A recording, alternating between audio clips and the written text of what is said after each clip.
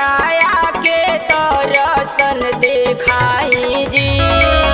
एही रे जगहिया के दर्शन देखाई जी।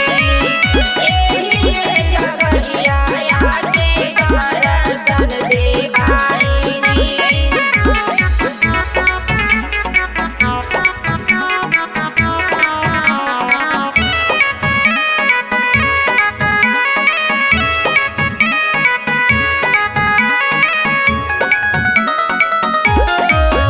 अंगनाले पवले बानी चौका पुरवले हो बानी।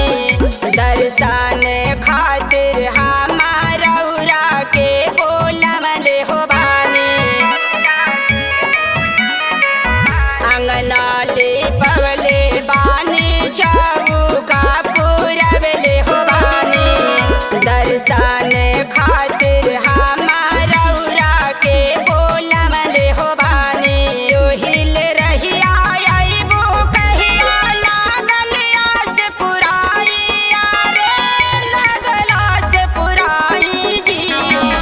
एही रे जगहिया के दर्शन देखाई जी।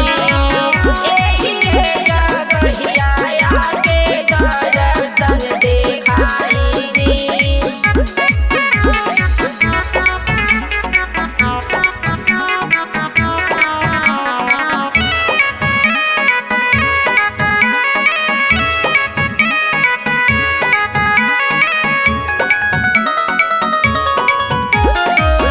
संतोष मिथिले